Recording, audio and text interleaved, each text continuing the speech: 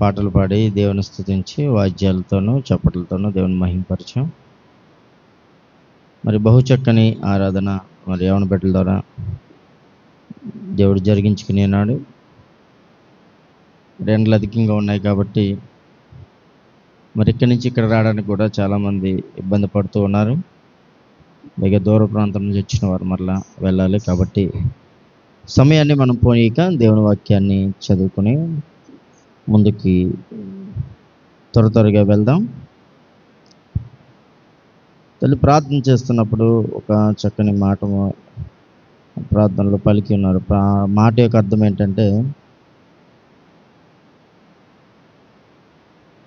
ఎంత ఎండైనను వానైనను మా పనులను మేము మానక నిత్యము జరిగిస్తూ ఉంటాం. కానీ దేవుని ఆరాధనకు వచ్చేటప్పటికి వాతావరణము లేకపోతే ఒత్తిడి అనేక రకములైన మరి మనము నెపాలు వెతుక్కుంటూ ఉంటాం. కాబట్టి ప్రభుపేట తెలియచేస్తూ ఉన్నాను, ఈ 2025వ సంవత్సరం ఏప్రిల్ మాసంలో దేవుడు ఇంత క్షేమంగా మనం ఉంచుతున్నాడంటే కారణము అదంతయు కూడా మరి మీరేమనుకుంటున్నారో తెలియదు, కానీ నేను నా మట్టుకైతే కేవలము దేవుని యొక్క కృప, దేవుని యొక్క కాపుదల.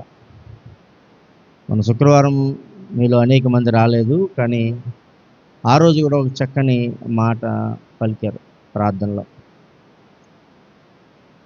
ఒక కుక్కకి మన ఇంటి ముందు కానీ మనం పెంచుకునేదాన్ని కానీ ఒక చిన్న ముద్ద వేస్తే అది విశ్వాసమును కనబరుస్తుందని దేవుని వాక్యము, లేకపోతే లోకానుసారమైన మాట మనందరికీ తెలుసు, అవునా కదండి? దానికి 3 పూట్ల భోజనము అందదు, అందులోనూ సమృద్ధైన ఆహారము అసలు అందదు. మనం వేసే ముద్దలో కూడా మిగిలిందో లేకపోతే ఆ దాకాల పొరపెట్టేస్తారు, కానీ మనం తినే శ్రేష్టమైన ముక్క కానీ లేకపోతే శ్రేష్టమైన ముద్ద కానీ కుక్కకి వెయ్యం. అయినా సరే ఆ కుక్క విశ్వాసంతో ఉంటుందంట. దేవునామానికి స్తోత్రం, హల్లెలూయా. ఆ ఒక్క పూటలో దాని కడుపును పడి అంత ముద్దు కూడా దానికి ఎంత విశ్వాసం అంట. దేవునామానికి స్తోత్రం. ఆలోచన చేసుకోండి, అంటే ఎంత విశ్వాసం చూపిస్తుందని ఆలోచన చేసినప్పుడు లోకం దానికి పెట్టిన పేరు విశ్వాసి. దేవునామానికి స్తోత్రం, అవునా కదండి? కుక్కను మనం దేంతో పోలుస్తాం? విశ్వాసం గల జంతువులతో కుక్కను మనం పోలుస్తాం. మన మనిషిని పోల్చగలమా?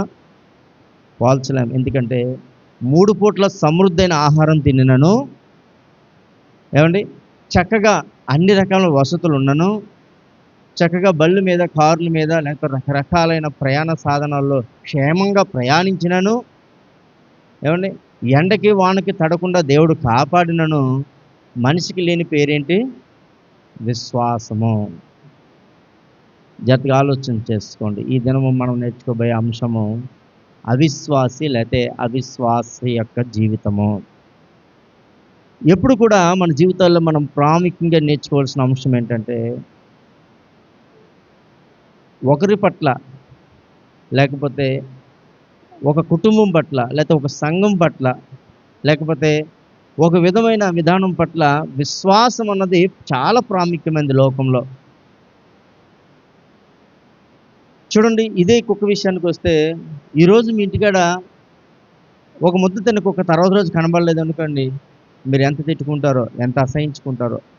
అలాగే మరి తర్వాత రోజు వస్తే కనీసం దాని వంక కూడా చూడం. ఎందుకంటే మనకంత కోపం.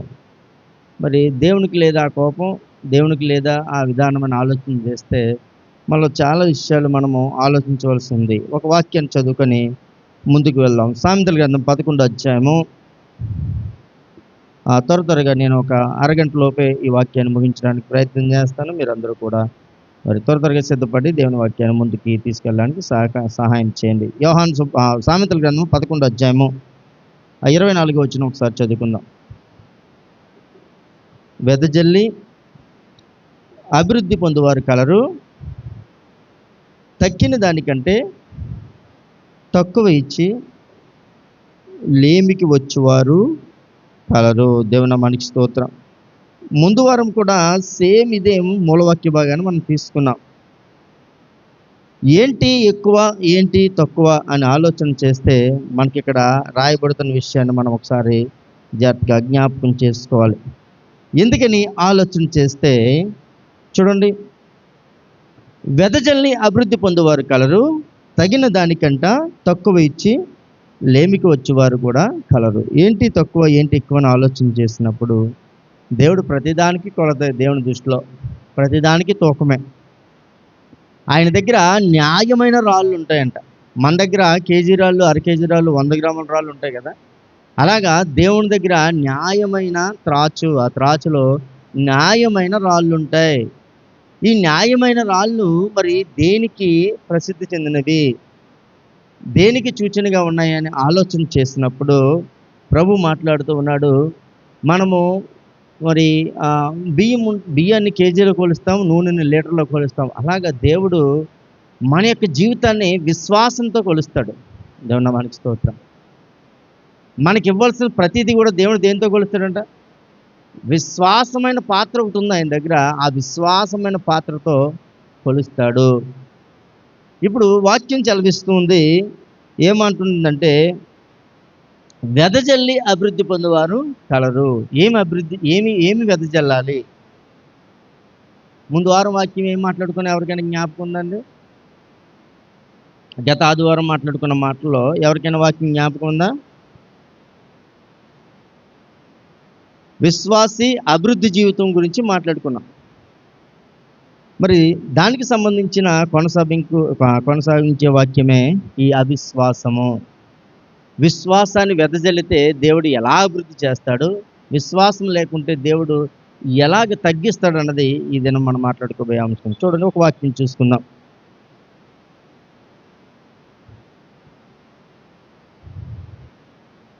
యోహాను సువార్త 20వ అధ్యాయము 24వ వచనం. యేసు వచ్చినప్పుడు 12 మందిలో ఒకడు అనబడిన దిదుమనబడిన తోమ వానితో లేకపోయెను. కనుక తక్కిన శిష్యులు మేము ప్రభువును చూచితుమని అతనితో చెప్పగా అతడు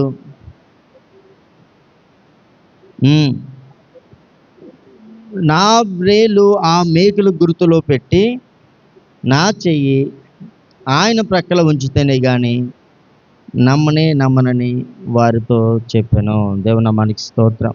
హల్లెలూయా. ప్రభువైన యేసుక్రీస్తు వారి శిష్యుల్లో 12 మంది శిష్యుల్లో ఒకడైన తోమ 3.5 సంవత్సరాలు ప్రభుతో ఉన్నాడు. ప్రభు యొక్క కార్యము వినటం కాదు, ప్రత్యక్షంగా చూశాడు. ఆయన రోగులను స్వస్థపరచడం చూశాడు. ఏమండి, ఆయన ఆహారం లేనివాడికి ఆహారం ఎలా పెట్టాడో, 3000 మందికి 5000 మందికి ఎలా ఆహారం పంచాడో సమస్తము చూశాడు. కానీ ఏమి పెంచుకోలేకపోయాడంటే విశ్వాసం పెంచుకోలేదు. దేవుని నామానికి స్తోత్రం.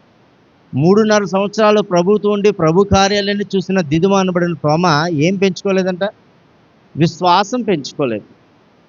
మన జీవితాల్లో కూడా అనేకమైన అద్భుతాలు మన సంఘముల్లోనూ, మన కుటుంబాల్లోనూ, సేవకుల్లోనూ, లేకపోతే జరుగుతున్న ప్రతి పరిస్థితులను చూస్తున్న మనము ఏమీ నేర్చుకోలేకపోతున్నాం, ఏం పెంచుకోలేకపోతున్నాం అంటే విశ్వాసం పెంచుకోలేకపోతున్నాం. అన్నీ పెరుగుతున్నాయి. పాటల్లో మంచి జ్ఞానం ఉంటుంది, వాక్య వినటంలో మంచి జ్ఞానం ఉంటుంది, చదవటంలో మంచి జ్ఞానం ఉంటుంది, అలాగే మరి సంఘ పరిచర్య ప్రతి విషయంలోనూ మంచి జ్ఞానం ఉంటుంది. కానీ లోపం ఎక్కడ ఉంటుందంటే విశ్వాసాన్ని పెంచుకోలేకపోతున్నాం. ఏదైతే ఎక్కువ పెరగాలో దాన్ని పెంచుకోలేకపోతున్నాం, ఏదైతే తగు మాత్రంగా ఉంటే సరిపోతుందో దాన్ని మాత్రం విపరీతంగా మనము పెంచుకుంటూ ఉన్నాం. కాబట్టి ఈ లేఖన భాగంలో అంటూ ఉన్నాడు, ఆ శిష్యులు చెప్పారంట, ప్రభువుని మేము చూసాము, నువ్వు లేవు ఆ సమయానికి. ఎందుకు లేడంటే యేసుక్రీస్తు వారిని పట్టబడిన వెంటనే పారిపోయిన మొదటి వ్యక్తి తోమ. కాబట్టి ఈ తోమ అక్కడ లేకపోయేసరికి ప్రభు మరలా ఆ పునరుద్ధానుడే వచ్చాడు, దర్శనం ఇచ్చాడు శిష్యులకి. అయినా సరే తోమ లేడు. రెండోసారి వచ్చినప్పుడు ఈ తోమ చెప్పినప్పుడు తోమ గురించి చెప్పబడుతున్న మాట అంటే, తోమ అంటున్నాడు, నేను ఏం చేస్తే నమ్ముతానంట? నేను ఆయన చేతులలో మేకుల గుర్తును చూసి నా వ్రేలు ఆ మేకుల గుర్తులో పెట్టి నా చెయ్యి ఆయన ప్రక్కలో ఉంచితేనే కానీ నమ్మనని వారితో చెప్పాను. దేవుని నామానికి స్తోత్రం. హల్లెలూయా. ఎంత అవిశ్వాసి అయిన జీవితాన్ని అక్కడ కనబరుస్తున్నాడో చూడండి. అంటే ఒకవేళ ప్రభువు శరీరంతో లేనప్పుడు, ప్రభు శరీరంతో లేనప్పుడు ఒకవేళ ప్రభు ప్రత్యక్షమైనను ఆ గుర్తులు ఉంటాయనడానికి ఏమాత్రము కూడా సాదృశ్యం కాదు. కానీ ఎలాంటి పరిస్థితుల్లో మాట చెప్తున్నాడని ఆలోచన చేస్తే, ఆ వేళలో చేతులు పెడితేనే కానీ, ఏమండి, ఆ ప్రక్కలో తన చెయ్యి ఉంచితేనే కానీ, ఎక్కడైతే పొడిచారో వాటిలో ఉంచితేనే కానీ నమ్మనని తన మూర్ఖత్వపు అవిశ్వాసాన్ని ప్రదర్శిస్తూ ఉన్నాడు తోమా. దేవుని మనకి స్తోత్రం. అప్పుడు ప్రభువు తనకి ఒక చక్కని జ్ఞానం కలగాలని చూడండి, 8 దినములైన తర్వాత ఆయన శిష్యులు మరలా లోపలున్నప్పుడు తోమా వారితో కూడా ఉండెను. తలుపులు మూయబడి ఉండగా యేసు వచ్చి మధ్యన నిలిచి, మీకు సమాధానం కలుగును గాక అనెను. తర్వాత తోమాను చూసి, చూడండి అక్కడ 11 మంది ఉన్నను, కానీ ఎవరిని చూస్తున్నాడంటే కేవలం తోమానే చూస్తున్నాడు. దేవుని నామానికి స్తోత్రం. అంటే అర్థం ఏంటంటే, ఇంతమంది దేవుని సంఘంలో ఉన్నా ఎవరైతే అవిశ్వాసులో వారి వైపు దేవుని చూపుంటారు. ఈ దినము దేవుని మాట వారితోనే మాట్లాడుతున్నాడు. అంటే ఒకవేళ నేను అవిశ్వాసం అయితే నాతో మాట్లాడుండొచ్చు, మీరు అవిశ్వాసులు అయితే మీతో మాట్లాడుతూ ఉండొచ్చు. చూడండి, నీ వ్రేలు ఇటు చాచి నా చేతులు చూడము, నీ చెయ్యి చాచి నా ప్రక్కలో ఉంచి అవిశ్వాసివి కాక విశ్వాసివై ఉండుమనెను. చూడండి, ఆ మాట మనం గమనిస్తే ఈ మాటలు శిష్యులు ఎవరు ప్రభుతో చెప్పలేదు. ఎందుకంటే తోమా చెప్పాడు ఏమని, నేను వేలు పెడితేనే కానీ నమ్మను, నేను చూస్తేనే గుర్తులు పడితేనే కానీ నమ్మనని శిష్యులతో చెప్పాడు. కానీ శిష్యులు ప్రభుతో చెప్పలేదు. కానీ ప్రభువు ఆ తోమా యొక్క మనసు ఎరిగిన వాడు గనక మొదటగా తోమాని పిలిచి ఏమంటున్నాడండి, అవిశ్వాసివి కాక విశ్వాసివై ఉండుమనెను. అందుకు తోమా ఆయనతో, నా ప్రభువా నా దేవా అనెను. దేవునామానికి స్తోత్రం. హల్లెలూయా.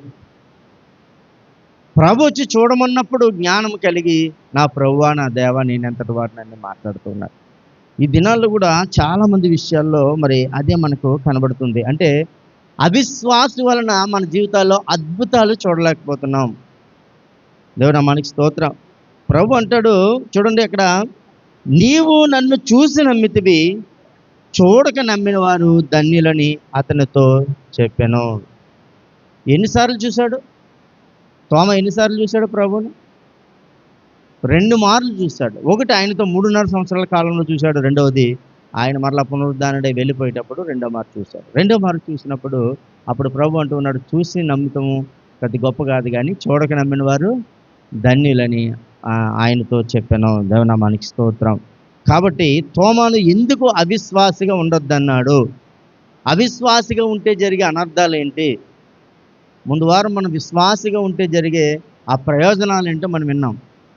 ఏమండి, ఆశీర్వాదాలన్నీ మనం తెలుసుకున్నాం. ఈ దినము అవిశ్వాసిగా ఉంటే ఆ కలిగే అప్రయోజనాలు ఏంటి, ఆ యొక్క విధానాలు ఏంటి, ఈ దినం మనం చూద్దాం. మొదటిది, అవిశ్వాసం వల్ల అద్భుతాలు జరగవు. ఇప్పుడు మన జీవితంలో మనం కోరుకునేది ఏంటి? రాత్రికి అన్నం కావాలని ఎవరైనా అడుగుతున్నారండి? ఈరోజు రాత్రికి నాకు అన్నం కావాలి అని మీలో ప్రార్థన చేసే వాళ్ళు ఎవరైనా ఉన్నారా?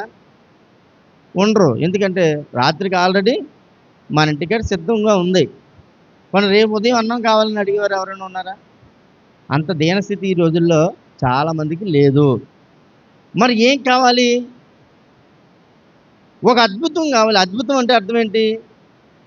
జరగనిది జరగాలి. మనం ఎక్స్పెక్ట్ చేయనిది అన్ఎక్స్పెక్టెడ్గా అది మనకి జరగాలి. మరి అప్పుడు ఎలా జరుగుతుంది? విశ్వాసం వల్ల జరుగుతుందా, అవిశ్వాసం వల్ల జరుగుతుందా? చూడండి, మార్కు శుభవార్త 6వ అధ్యాయంలో ప్రభు ఒక మాట చెప్తూ ఉన్నాడు. ఆ వెనకాల వాక్యం మార్కు శుభవార్త 6వ అధ్యాయము 5వ వచనం. అందువలన కొద్దిమంది రోగుల మీద చేతులుంచి వారిని స్వస్థపరచుడు తప్ప మరి ఏ అద్భుతమును ఆయన అక్కడ చేయజాలకపోయాను. ఆయన వారి అవిశ్వాసమునకు ఆశ్చర్యపడెను. దేవునామానికి స్తోత్రం. హల్లెలూయా.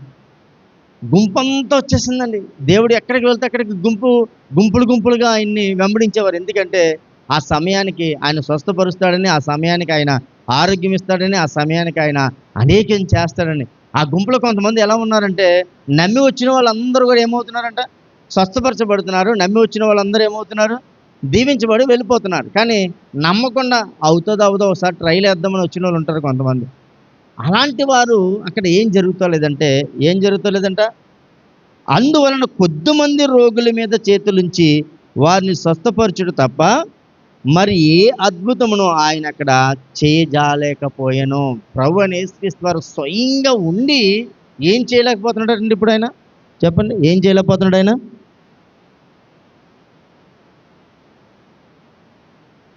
స్వయంగా ఉండి ఆయనకి చేతిలో అద్భుతాలు చేయగలిగిన ఆ యొక్క గొప్ప విధానము కలిగి ఉండి కూడా ఏం చేయలేకపోతున్నాడండి? ఎందుకు చేయలేకపోతున్నాడు? ఏమన్నా యేసుక్రీస్తు వారి వల్లనే అద్భుతాలు జరగలేకపోతుంటే మరి మాకులాంటి పాస్టర్ గారి వల్ల ఏం జరుగుతాయి? ఆలోచించేయండి మీరు. ఎందువల్ల చేయలేకపోయాడట ఆయన? చాలామంది వచ్చారు, కానీ అందులో కొద్దిమందికి మాత్రమే ఆయన చేయగలుగుతున్నాడు, మిగతా మందికి చేయలేకపోతున్నాడు. చేయాలని ఆశ ఉంది కానీ చేయలేకపోతున్నాడు. ఎందువలన అని అడిగితే అక్కడ రాయబడి ఉంది, ఆయన వారి అవిశ్వాసమునకు ఆశ్చర్యపోయాను. దేవనామానికి స్తోత్రం. ఏం పోయాడంటే ఆయన? ఆశ్చర్యపోయాడు. ఇది ఎంతమంది అవిశ్వాసుల, వచ్చిన వాళ్ళు ఎంతమంది అవిశ్వాసుల. దేవుడి సంఘంలో చాలామంది కూడా అలాగా ఆశ్చర్యపోయే పరిస్థితులు ఉన్నాయి. ఒక్క జీవితంలో కూడా అద్భుతం జరగట్లేదంట. కారణం ఏంటంటే అవిశ్వాసం చంపేస్తుంది అన్నమాట. అవిశ్వాసం అద్భుతాలు జరగకుండా మొదటి పాయింట్లో ఏం చేస్తుందంట, ఆపేస్తుంది. రెండోది రోమాపత్రిక 4:20 చూడండి, ఇక్కడ రాయబడుతున్న మరో చక్కని మాట, అవిశ్వాసం వలన దేవుని యొక్క వాగ్దానాలను మనము సందేహిస్తాము. చూడండి, 4:20 అవిశ్వాసం వలన దేవుని వాగ్దానం గురించి సందేహింపక. చాలండి. అవిశ్వాసం ఉంటే ఏమవుతుందంట, దేవుడు నిన్ను తలగా ఉంచుతాడు అన్నాడు దేవుడు. అప్పుడు మనం ఏం చేయాలి? విశ్వాసంతో నమ్మినట్లయితే దేవుడు నిజంగా తలగానే ఉంచుతాడు. కానీ అవిశ్వాసం వలన దేవుడు తలగా ఉంచుతానన్న వాగ్దానం మన జీవితాలు ఏమైపోతుంది? ఫలించట్లేదు. నీకు ఒక మంచి ఉద్యోగం దేవుడు ఇస్తానంటున్నాడు, నీకు ఒక మంచి గొప్ప వివాహం దేవుడు జరిపిస్తానంటున్నాడు, నీ జీవితంలో ఒక గొప్ప సంతోషకరమైన దేవుడు చేస్తానంటున్నాడు, మీరు జీవితంలో మీరు ఇదివరకు చూడని అనేకమైన అద్భుతాలు దేవుడు చేస్తానంటున్నాడు. కానీ ఎందుకు ఫలించట్లేదంటే అవిశ్వాసం వలన ఆ వాగ్దానాన్ని మనం ఏం చేస్తున్నామంటే సందేహిస్తున్నాము. ఎందుకంటే మనమేంటో మనకి తెలుసు, మన విశ్వాసం ఏంటో, మన ప్రార్థన జీవితం ఏంటో, మన యొక్క గొప్ప విధానం ఏంటో మనకు తెలుసు. కాబట్టి మనం ఏమవుతున్నాం అంటే సందేహంలో పడిపోతున్నాము. దేవుని నామానికి స్తోత్రం. సందేహం ఉన్నవారు ముందుకు వెళ్ళరు, కదలలేరు. వారి జీవితంలో ఏది కూడా వారు చూడలేరు. ఎందుకు చెప్పండి? వారికి ఉన్న సందేహము. దేవుని నామానికి స్తోత్రం. ఆనాటి దినాల్లో తోమాకు కూడా అటువంటి సందేహమే వచ్చింది. 3.5 సంవత్సరాలు ప్రభుతో ఉన్నా కూడా ప్రభు వచ్చాడంటే నమ్మట్లేదు. ప్రభు చెప్పి ఉన్నాడు కదా, తన శిష్యులు తన అందరితో చెప్పి ఉన్నాడు. ఏం చెప్పి ఉన్నాడు? నేను మరలా 3వ దినాన లేస్తాను, మీరు నా కోసం ఇబ్బంది పడద్దు, బాధపడద్దు, నేను వచ్చిన మిమ్మల్ని కలుస్తానని చెప్పి. అయినా సరే సందేహంతో తోమా మరి ఉన్నట్లుగా మనం చూస్తూ ఉన్నాం. కాబట్టి ఇక్కడ ఏం జరిగిందంటే ఆనాడు ఎంఐ మార్గంలో కూడా అదే పరిస్థితి. ప్రభు చెప్పిన మాటను వారు ఆలకించక, ప్రభు చెప్పిన మాట మీద వారు సందేహించి ఏం పట్టుకుని వెళ్ళారంట? ఆ సమాధుల దగ్గరికి ఏం పట్టుకుని వెళ్ళారు? ప్రభు సమాధి దగ్గరికి ఏం పట్టుకెళ్ళారు? అత్తరుని, దానికి సంబంధించిన ఆ సమాధిని శుభ్రపరచడానికి కావలసిన వస్తువులు పట్టుకెళ్ళారు. అప్పుడు దేవదూత ప్రత్యక్షమై, లోక శుభార్తలో ఉంటుంది కదా, చదవద్దు కానీ, దేవదూత ప్రత్యక్షమై చెప్తుంది, మీరు ఎందుకు ప్రభు మాటను సందేహించారు? అర్థమేంటి? నేను అక్కడ ఉండను, 3వ రోజు నేను తిరిగి లేస్తానని చెప్పినప్పుడు మరలి ఇవన్నీ పట్టుకుని అక్కడికి వెళ్ళారంటే అర్థమేంటి చెప్పండి? ఆ డౌట్ ఉండేనా? అంటే ఏమైంది? వారికి సందేహం వచ్చిందా లేదా? అప్పుడు ఏమైందంటే సందేహం వచ్చింది కాబట్టి వారు ఆ క్షణంలో ప్రభుని చూడలేకపోయారు. దేవుని నామానికి స్తోత్రం. హల్లెలూయా. ఇంకొక ఆయన ఉన్నాడు, మాటికి సందేహపడేవాడు. ఎవరంటే పేతురు గారు. వెంటనే ఈ మాట వెంటనే పరిగెత్తుకుని పోయాడంట. దేవుని నామానికి స్తోత్రం. కొన్ని శిష్యులు వీళ్ళు పరిగెట్టిపోయారంటే అర్థం ఉంది, వీళ్ళు వెళ్ళారంటే, ఈ స్త్రీలు వెళ్ళారంటే అర్థం ఉంది. కానీ ఈ పేతురు గారు ఏం చేశాడు? పరిగెత్తుకుని పోయి ఆ సమాధిలో నిజంగా ప్రభు ఉన్నాడో లేదో చూడడానికి వెళ్ళాడంట. దేవుని నామానికి స్తోత్రం. అంటే ఏంటి మన జీవితాల్లో ఇంక ఎలాగ నమ్మాలి? 3 సార్లు అబద్ధం ఆడతామని చెప్పినా సరే ఆ మాటను తన జీవితంలో ప్రత్యక్షంగా చూసి అప్పటికప్పుడు తలపోసుకొని నన్ను రాయబడి ఉంది, తలపోసి ఏడ్చుకొని రాయబడి ఉంది. మరలా ప్రభు లేచాడంటే ఆ మాట నమ్మక మరలా వెళ్ళి సమాధి దగ్గర, అవును నాకు ప్రభు చెప్పాడు, ప్రభు లేస్తానన్నది వాస్తవమని గ్రహించలేని అవిశ్వాసము. దేవుని నామానికి స్తోత్రం. ఇవన్నీ ఏం చేస్తున్నాయంటే మన జీవితాల్లో ఏం చేస్తున్నాయండి? దేవుని యొక్క వాగ్దానాలు ఏది నెరవేర్చట్లేదు. ఎక్కడ వేసిన గొంగలు అక్కడే, ఎలా మొదలెట్టిన జీవితాలు అలాగే. ఏమండి? ఏమాత్రము మరి డెవలప్మెంట్ మన జీవితాల్లో కనబడట్లేదు. అది ఆత్మీయ డెవలప్మెంట్ అవ్వచ్చు, ఏమండి, spiritual development or physical development, ఏదైనా సరే మన జీవితాల్లో ఎందుకు మనం చూడలేకపోతున్నామంటే దేవుని వాగ్దానం పట్ల అవిశ్వాసము. దేవుని నామానికి స్తోత్రం. ఈ అవిశ్వాసం ఏం చేస్తుందంటే మన కనులకు గుడ్డితనం కలగజేస్తుందంట. ఏం కలగజేస్తుంది? గుడ్డితనం కలగజేస్తుంది. ఎలాగా? కొరింథీయులకు రాసిన పత్రిక, 2వ కొరింథీయులకు రాసిన పత్రిక చూడండి. కొరింథీయులకు రాసిన 2వ పత్రిక 4వ అధ్యాయం 4వ వచనం.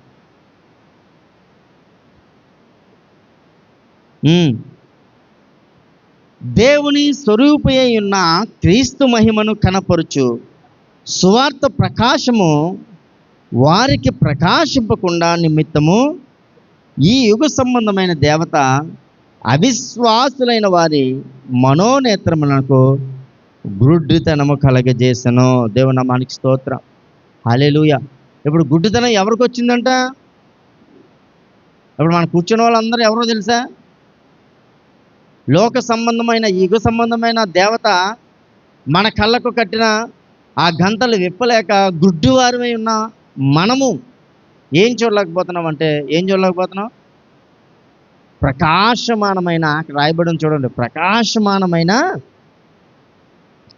దేవుని స్వరూపే ఉన్న క్రీస్తు మహిమ కనపరచు సువార్త ప్రకాశము వారికి ప్రకాశింపకుండా ఏం జరుగుతుందంటే ఏం జరుగుతుంది? ఇప్పుడు ఆ దేవుని యొక్క ప్రకాశం మనం చూడలేకపోతున్నాం, గుడ్డివారిగా ఉంటున్నాం. ఈ లోక సంబంధమైన యుగ సంబంధమైన దేవత మన కనులకు గుడ్డితనం కలగజేస్తుంది. ఇదే ఎవరు కలగజేసింది? ఇప్పుడు గుడ్డితనం విశ్వాసులకండి. ఎవరు కలగజేసింది? అవిశ్వాసులకు. అక్కడ క్లియర్గా రాశాడు చూడండి, ఏమంటున్నాడు? అవిశ్వాసులైన వారి మనోనేత్రములకు గుడ్డితనము కలగచేసెను. అవిశ్వాసులకు గుడ్డితనము, విశ్వాసులకు గుడ్డితనము కాదు. విశ్వాసులకు దేవుని యొక్క మహిమ, దేవుని యొక్క ప్రకాశము అర్థమవుతుంది. ఎవరికి అర్థమవుతుంది ఇప్పుడు?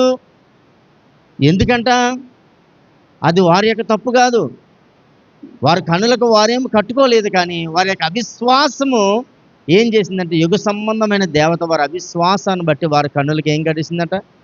గుడ్డితనము కలగజేసింది. దేవుని నామానికి స్తోత్రం. హల్లెలూయా. చూడండి ప్రియులరా, దేవుని మాటను బట్టి మీకు తెలియజేస్తూ ఉన్నాను. మన విశ్వాసంతో ఉంటే దేవుని యొక్క విధానాలు మనం ప్రత్యేకంగా చూడగలుగుతాం. హల్లెలూయా. ఆనాటి శిష్యుల్లో లేని ఆ విశ్వాసము ఏమైందంటే ప్రభు వచ్చినా నమ్మలేదు, ప్రభు వారితో కూర్చున్నా నమ్మలేదు, రెండవ దాంట్లో ప్రభు వారితో భోజనం చేస్తున్నా నమ్మలేదు, మూడో దాంట్లో దేవుని నామానికి స్తోత్రం. హల్లెలూయా. ఆదాము వారసులమైన మనము ఏది కూడా కానరాకుండా సమస్తము కూడా గుడ్డితనంతో ముందుకు వెళ్ళిపోతూ ఉన్నాం. దేవుని నామానికి స్తోత్రం. కాబట్టి మరి జాగ్రత్తగా ఆలోచన చేసుకోవాల్సిన విషయము ఏంటి? ఇప్పుడు అవిశ్వాసులైన వారికి గుడ్డితనము కలగజేస్తుంది దేవత. కాబట్టి మనం ఆ గుడ్డితనం నుంచి విడుదల కావలసిన వారము. చూడండి 1 తిమోతి రాసిన పత్రిక 1వ అధ్యాయము, తిమోతికి రాసిన మొదటి పత్రిక 1 తిమోతి 1వ అధ్యాయము 12వ వచనం.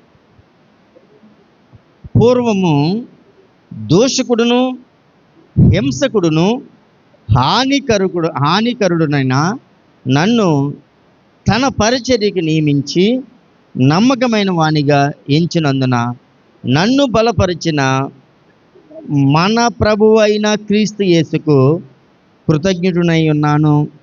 తెలియక అవిశ్వాసం వలన చేసిదని గనక కనికరింపబడితేనే. దేవుని నామానికి స్తోత్రం. ఇప్పుడు ఏంటట? అవిశ్వాసం వల్ల మొదట ఏం జరగవు? అద్భుతాలు జరగవు. అవిశ్వాసం వల్ల దేవుని వాగ్దానాలు మన జీవితంలో నెరవేరవు. అవిశ్వాసం మన నేత్రాలకు గుడ్డితనం కలగజేస్తుంది. అవిశ్వాసము వలన మనం ఎలా మారిపోతామంటే హింసకుడును, దూషకుడును, హానికరుడిగా మారిపోతామంట. దేవుని నామానికి స్తోత్రం. పౌలు దేవుని నమ్ముకున్నవాడే, యూదుడే, ప్రభుకి ఏమి దేవుని తెలియనివాడు కాదు. కానీ దేని వలన హింసకుడిగా ఉన్నాడు సంఘానికి? దేని వలన దోషకుడిగా ఉన్నాడు ప్రభు ఎదుట? దేని వలన హానికరుడిగా ఉన్నాడు తన జనానికే అని ఆలోచన చేస్తే పౌలే చెప్తూ ఉన్నాడు ఆ మాటలో. ఏమంటున్నాడండి? తెలియక అవిశ్వాసం వలన చేసి తిని. దేవుని నామానికి స్తోత్రం. ఇప్పుడు మనం ఏం చేస్తున్నాం తెలుసా అండి? ఆ అవిశ్వాసం వలన ప్రభువుని దూషిస్తున్నాం మనం. ప్రభా, నా బ్రతుకు మారట్లేదు, అనేక సంవత్సరాలు కానీ ఏ దేవునాను కానీ నా బ్రతుకు, నా జీవితం ఏం మారట్లేదు. ఇదేంటంటే దూషణ. రెండవది హింస. ఇదిగో నీ దేవుడు నీకు ఏం చేశాడో, నన్ను చచ్చికి రమ్మ తినేస్తున్నావు. నీ భార్యను లేకపోతే నీ భర్తను నువ్వు అడిగే విధానం బట్టి ఏం చేస్తున్నావు అంటే ప్రభువు మీద వారుకున్న విశ్వాసాన్ని కూడా హింస ద్వారా నువ్వు అవిశ్వాసంగా మార్చేస్తున్నావు. దేవుని నామానికి స్తోత్రం. హల్లెలూయా. అంతేకాకుండా నీ యొక్క అవిశ్వాసం వల్ల సంఘానికి హానికరం, నీ తోటి వారికి హానికరంగా ఉన్నావు. ఆ సంఘంలో ఏమి అద్భుతాలు జరగవు, ఆ సంఘంలో ఏమీ కూడా నీకు న్యాయం ఉండదు, ఆ సంఘంలో ఏ మాత్రం నువ్వు అభివృద్ధి చెందవని ఆ సంఘానికి హానికరంగా ఉన్నావు. దేవుని నామానికి స్తోత్రం. సౌలుగా మార్చబడిన పౌలు ఏమండి తన జీవితంలో సాక్ష్య రూపంలో అనేక మాటలు చెప్పి ఉన్నాడు. దేనివల్లంటే తెలియక చేశాను కాబట్టి నేను ఏం చేయబడ్డాను? కనికరింపబడ్డాను. దేవుని నామానికి స్తోత్రం. కనికరింపబడి ప్రభువుకి నేను సరెండర్ అయ్యాను, ప్రభువుకి నేను లొంగిపోయాను, ప్రభువులో నేను కలిసిపోయాను. కాబట్టి ఈనాడు నా విశ్వాసం వలన ఇప్పుడు నేను ఎవ్వరికి కూడా దూషకరుని కాదు. ప్రభువుని దూషించే స్థాయి నాలో లేదు. ప్రభువుని, సంఘాన్ని హింసించే స్థాయి కానీ, సంఘానికి హానికరంగా మారే స్థాయి కానీ నాలో లేదని ప్రభు ఒప్పుకుంటూ ఉన్నాడు. ఈరోజు మీరు గమనిస్తే మీరు జీవితాల్లో మీరు కోల్పోయినంతా కూడా ఏంటంటే అవిశ్వాసం వల్ల కోల్పోతున్నారు. దేనివల్ల అండి? అవిశ్వాసం వల్ల కోల్పోతున్నారు. మనం ఎవరికైనా సాక్ష్యం ఏం చెప్తాం? విశ్వాసమనే కదా చెప్తాం. నాకు ఎవరైనా ఒక ఇన్విటేషన్ ఇచ్చే ముందు మీ సంఘంలో ఉన్న విశ్వాసం తీసుకురమ్మని చెప్తారు. ఎవరిని తీసుకురమ్మంటారండి? ఎవరిని తీసుకెళ్ళాలి? ఎవరిని తీసుకెళ్ళాలండి? విశ్వాసం తీసుకురమ్మంటాడు. అంటే నేను విశ్వాసం అనుకుని తీసుకెళ్ళడమే. దేవుని నామానికి స్తోత్రం. హల్లెలూయా. అది ఎంత విశ్వాసమో మీకు తెలుస్తుంది. ఆమేన్. ఇప్పుడు ప్రియ సహోదరు కూర్చుంది కదా ఇక్కడ, నేను ఎవరిని విమర్శించడానికి ఈ మాట చెప్పట్లేదు. కానీ తన ఇంట్లో ఒక పూట ఆహారం ఉంటే ఒక పూట ఆహారం లేదు, తన ఒంట్లో ఆరోగ్యం లేదు, తన భర్త ఒంట్లో ఆరోగ్యం లేదు. మరి ఏమీ లేకుండా ఎందుకు వచ్చి కూర్చోవడం? ఆదివారం కానీ శుక్రవారం కానీ దేవుని ప్రార్థన అనేది ఏది మానకుండా ఏమండి తనకున్న మరి ఆ శరీర అంగవైక్యాలని పక్కన పెట్టి ఎందుకు వచ్చి కూర్చుంటుంది? నువ్వు తప్పుగా అనుకోవద్దు. సంఘంలో ఉన్న బలమైన విశ్వాసి మొదటి ర్యాంక్ ఎవరికైనా రావాల్సి వస్తే ఎవరికి రావాలి? ఆవిడికే రావాలి. చెప్పలు కొట్టండి. దేవుని నామానికి స్తోత్రం. హల్లెలూయా. ఒకవేళ నేను కూడా తప్పక వస్తున్నానేమో, ఆవిడ తప్పించుకోవడానికి మీ అందరికంటే 99 మార్గాలు ఉన్నాయి, మీకు అందరికి ఒక మార్గం అయితే. అవునండి. నేను ఎక్కలేకపోతున్నానండి, నా శరీరం సహకరించట్లేదంటే అయిపోయింది అంతే. ఇంకేం అవసరం లేదు, ఆ ఒక్కటే చాలు 99 సమాధానం చెప్తాడు. ఎందుకట? విశ్వాసము తన జీవితాన్ని బాగుపరుస్తుందేమో, తన పరిస్థితులు బాగుపరుస్తాం. విశ్వాసం ఎప్పుడైతే మనము కనబరుస్తామో, విశ్వాసం ఎప్పుడైతే మనం చూపించగలుగుతామో ఏమవుతుందంట? ఏమవుతుంది? తన జీవితంలో అద్భుతాలు చూడగలుగుతారు, వాగ్దానాలు చూడగలుగుతారు. దేవుని నామానికి స్తోత్రం. హల్లెలూయా. ఇప్పుడు అవిశ్వాసం వల్ల ఏమైపోతున్నాం మనం? ఇది చాలా ప్రమాదకరమైనది. Smoking is injurious to health. పెట్టి మీద పెద్ద పెద్ద అక్షరాలతో రాస్తాడు.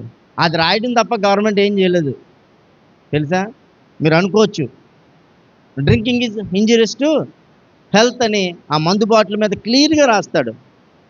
చదవకుండా వదిలేస్తాడు అనుకున్నారా? తాగి ప్రతి ఒక్కడు సిగరెట్ తాగేవాడు కానీ మందు తాగేవాడు ముందు చదివేది అదే. ఎందుకంటే అది ఒకటే తెలుగులో ఉంటుంది. ఇంకా ఆ సిగరెట్ పెట్టి మీద కానీ మందు పెట్టి మీద కానీ ఎక్కడ తెలుగు కనిపించదు. వీడికి ఇంగ్లీష్ రాదు, వచ్చే ఒక మాట ఆ తెలుగు ఇందులో క్లియర్గా ఉంటుంది, తెలుగులో రాస్తారు. గవర్నమెంట్ ఆపేయచ్చు కదా మీరు అనుకుంటారు, కానీ కొన్ని వాణిజ్య వ్యాపార ఒప్పందాలు ఉంటాయి.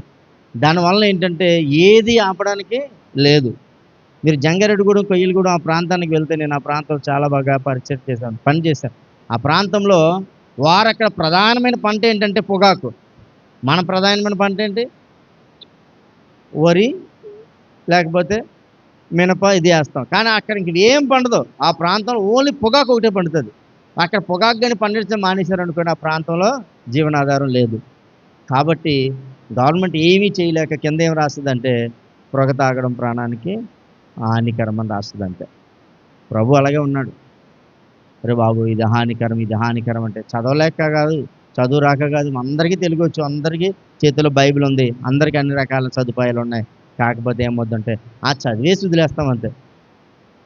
ఇప్పుడు ఏది అవిశ్వాసం ఈజ్ ఇంజూరియస్ టు హెల్త్. ఎందుకంటే నీకు నీవు దోషకుడిగా మారిపోతున్నావు, నీకు నువ్వు హానికరుడిగా మారిపోతున్నావు, నీకు నువ్వు హింసకారుడిగా మారిపోతున్నావు. అంటే నీ జీవితంలో ఒకే ఒక్క లోటు, అదేంటిది? అవిశ్వాసము. దేవుని నామానికి స్తోత్రం, హల్లెలూయా. చూడండి తీతుకు రాసిన పత్రిక దాని పక్కనే ఉంటుంది.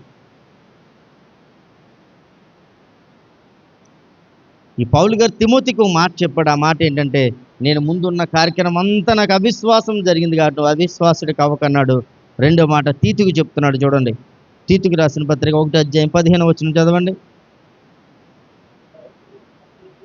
పవిత్రులకు అన్నీ పవిత్రములే కానీ అపవిత్రులకును అవిశ్వాసులకును ఏది పవిత్రమైనది కాదు.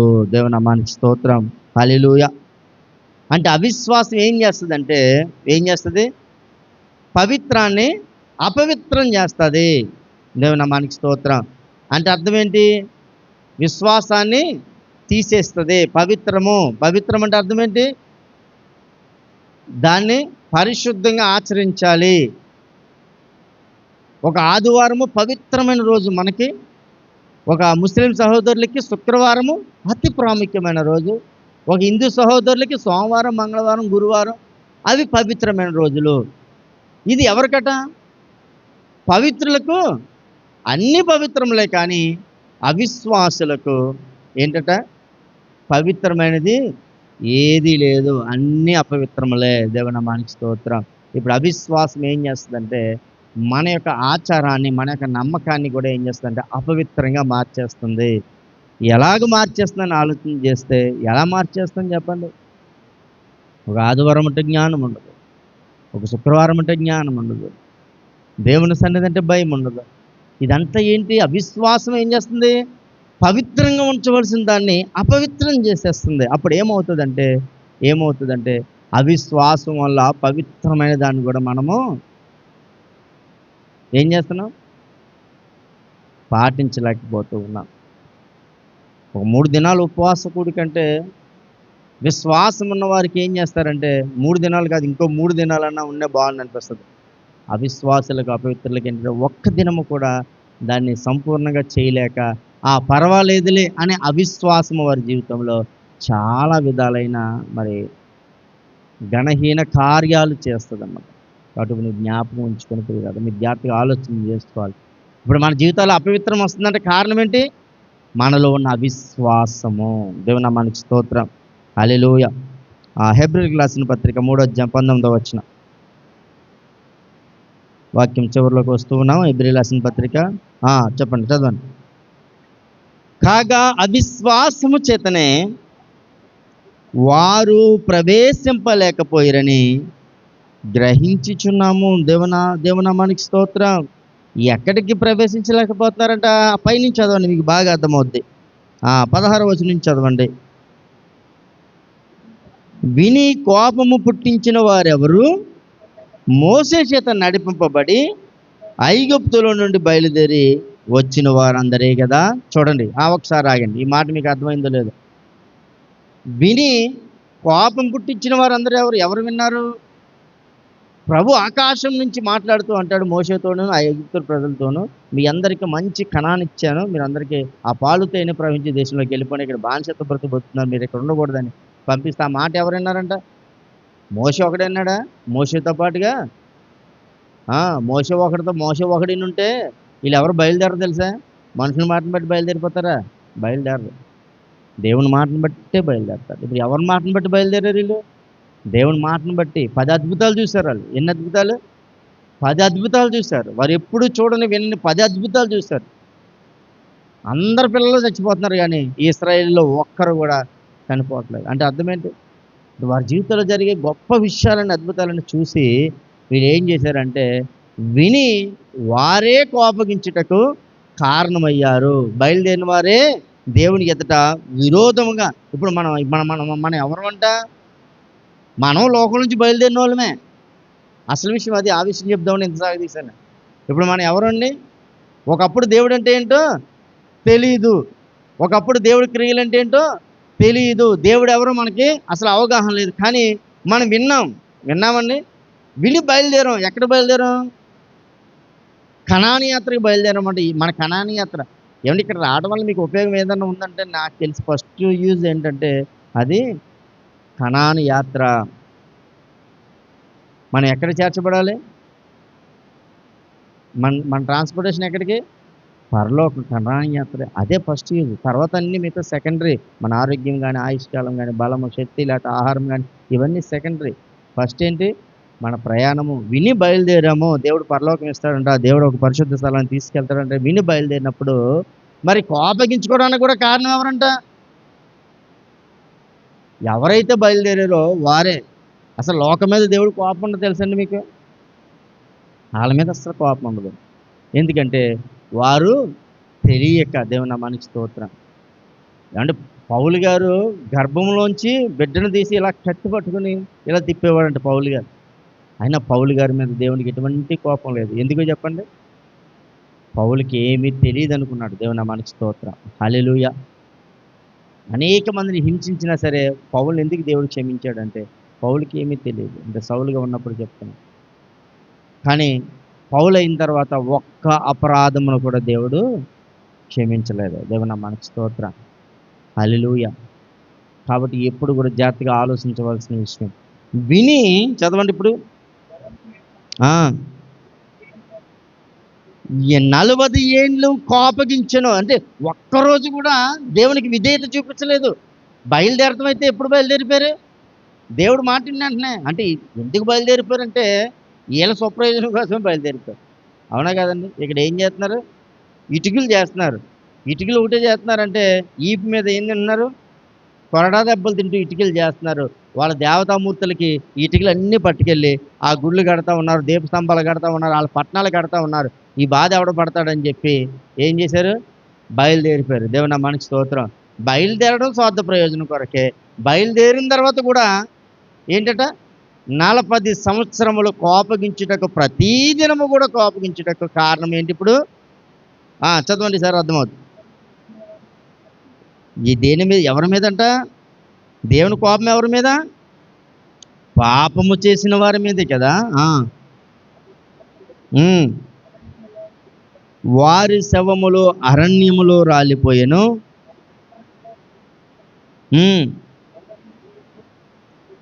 ఎవరిని గురించి ప్రమాణం చేసనో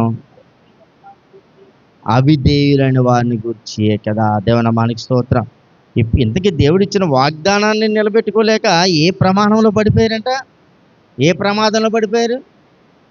అరణ్యములో రాలిపోయారు. దేవుని నామానికి స్తోత్రం. అవిశ్వాసంలో రాలిపోయారు.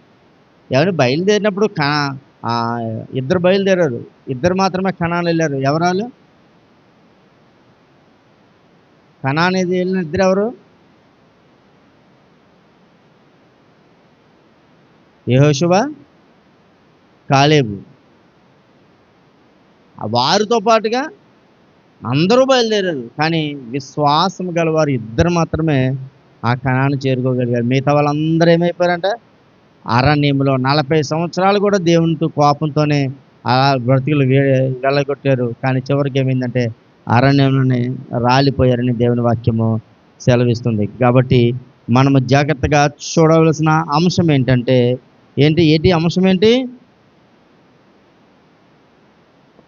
అతీతుకు రాసిన పత్రిక 1:16 దేవుని ఎరుగుదమని వారు చెప్పుకుందరు కానీ అసహ్యులను అవిధేయులను ప్రతి సత్కారము విషయము భ్రష్టులై ఉండి తమ క్రియల వలన ఆయనను ఎరుగునమన్నట్టుగా ఉన్నారు. అవిశ్వాసం అంటే ఏంటి? ఎరగలేదనే కదా. దేవుని నామానికి స్తోత్రం, హల్లెలూయా.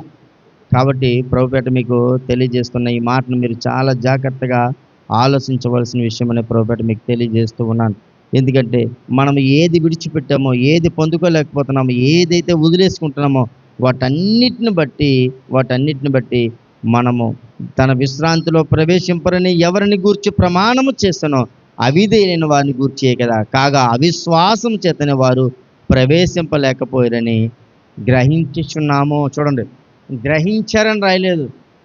వారికి ఎలాగ గ్రహించలేదు. వారి జీవితాలు తెల్లారిపోయి, వారి జీవితాలు ఏమైపోయి అరణ్యంలో రాలిపోయారు. అంతే, 40 సంవత్సరాల్లో మొత్తం అందరూ పోయారు.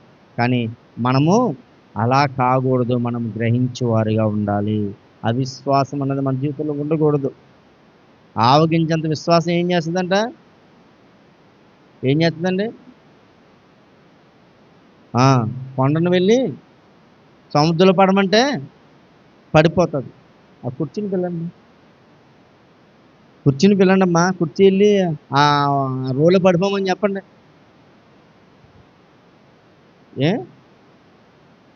చెప్పండి, భయం ఏముంది? మీ పక్కనే కదా ఉంది కుర్చీ.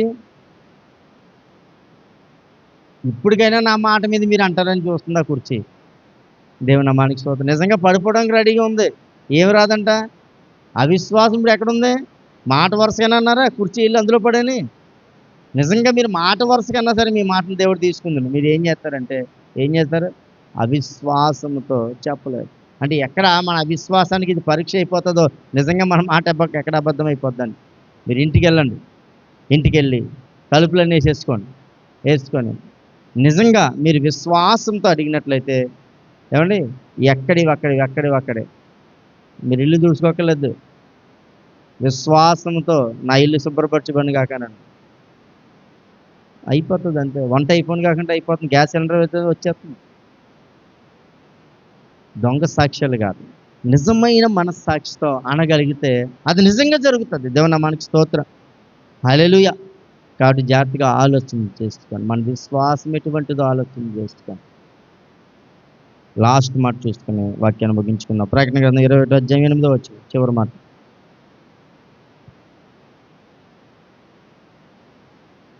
విశ్వాసం వల్ల ఏమొచ్చినా ఏమి రాకపోయినా పర్వాలేదు, కానీ ఇలాగే ఉంటామనుకుంటారు కొంతమంది. ఎంతకంటే పాడైపోయిన అనుకుంటారు, కానీ వారికి చివరికి జరిగే ఆ గత్యంతరం ఏంటో 21:8 రాయబడింది చూడండి. పిరికి వారును, అవిశ్వాసులను, అసహ్యులను, నరహంతకులను, మాంత్రికులను, విగ్రహారాధకులను, అబద్ధికులందరూ అగ్ని గంధకములతో మండు గుండములో పాలు పంపులు పొందుదురు. ఇది రెండవ మరణము. దేవుని నామానికి స్తోత్రం. ఎందులో వేస్తాడు చూడండి, అవిశ్వాసం తీసుకెళ్ళి ఎందులో వేస్తాడు? వీళ్ళేం పాపం చేయలేదు. పాపం చేసిన పాపం ఏంటి? నమ్మకపోవడం. వారి జీవితంలో ఉన్న పాపం ఏంటి? అసలు పాపం అంటే ఏంటో తెలుసండి మీకు?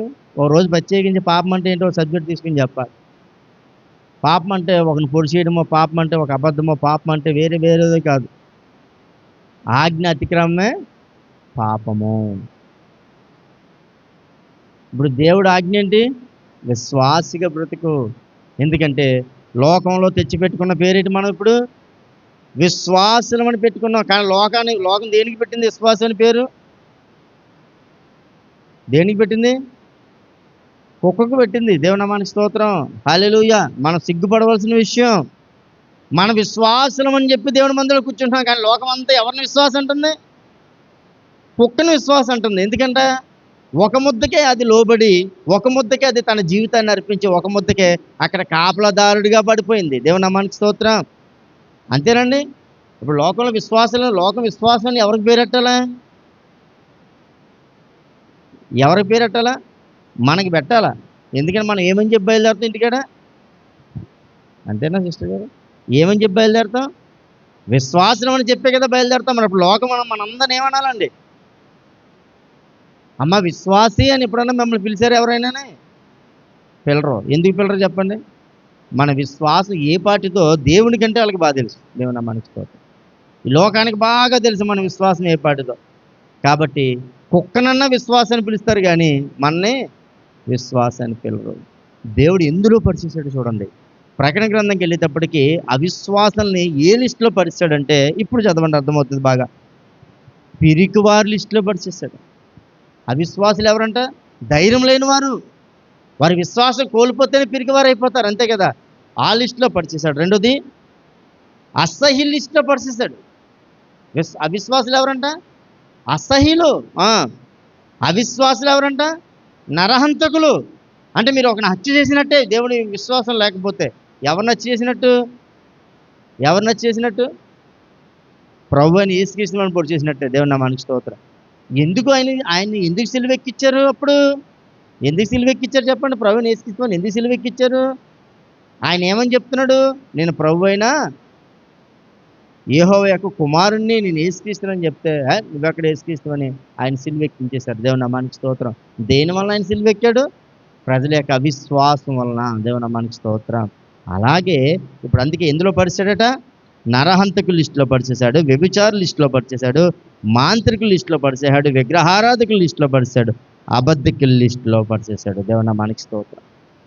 వీళ్ళందరూ ఎంతో అవిశ్వాసి కూడా అంతే అన్నాడు. అంతే దేవుడు ఒక మాటతో. అవునండి, అవిశ్వాసులు కూడా వీరందరూ ఎలా ఉన్నారో అవిశ్వాసి కూడా అదే. అందుకే వీరందరూ పాలు పంపులు పొందుకునేది ఎందులో అంట? దేవుని రాజ్యంలో కాదు, అగ్ని గంధకంలో, నరకంలో పడవేయబడతారు అవిశ్వాసులు. చాలా జాగ్రత్తగా ఉండాలండి.